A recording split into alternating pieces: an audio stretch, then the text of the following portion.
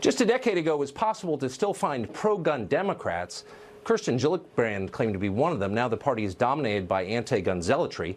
This week, the House is scheduled to vote on a bill that would mandate background checks for all gun transfers.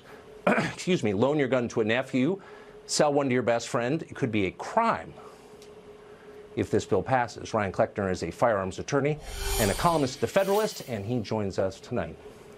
So when they say background checks, Ryan, for all gun transfers, what does that cover? Well, background checks, to back up a second, already happen at every single transaction in a gun shop or gun dealers across the country. When they're saying for all transactions, they're trying to include those private sales that might happen between residents of the same state. So, for example, friends selling each other guns or family members or things like that. So that would basically ban, if I'm hunting with a friend or am at a gun range, I need the government's permission before any transfer takes place at all. That's a good question. Is there any evidence? Yeah.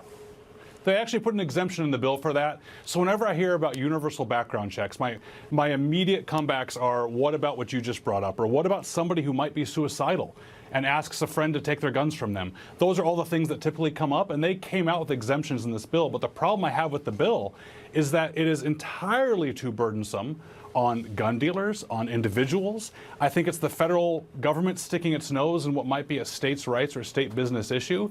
I think it's a big problem despite the family member issue.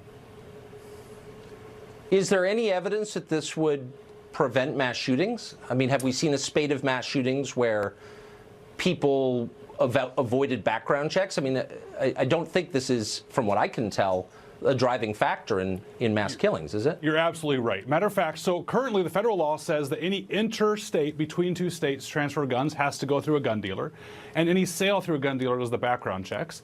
Well, we have almost half the states in our country. It's 20 states have extra restrictions that already require universal background checks in that state. And some of those states have already had the mass shootings, like Connecticut, for example, has universal background checks in the state of Connecticut, did nothing to stop Newtown.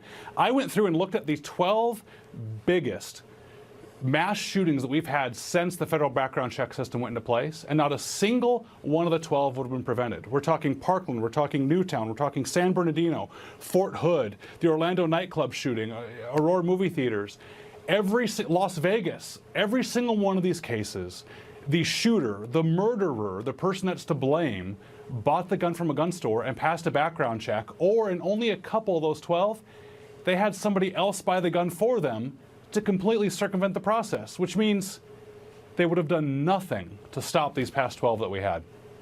Then why do conservatives play along with this game? Democrats come out and they say, we want to make the country safer, we want common sense gun regulation. They make no attempt to disarm criminals. They make no attempt to tailor the laws and focus on the people who are actually committing the crimes. They're trying to disarm the population. They don't want middle America to have guns.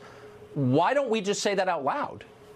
Maybe they should. We have one thing in common of every mass killing. I'm not just going to talk about mass shootings, but one thing in common with every mass killing is you have one evil person or more that is intent on killing innocent people. The tool can change one way or the other. That's seems to be the focus of everyone here. But the problem is, this is a maxim.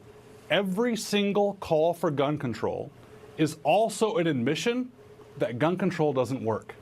Because every time we try and add new gun law, we have to ignore the fact that all the gun laws and all the laws that are already broken didn't stop the person. Murder didn't stop the person. Having a gun on a school zone didn't stop the person. Stealing a gun didn't stop the person. So by asking for something more, you have to admit that gun laws don't work.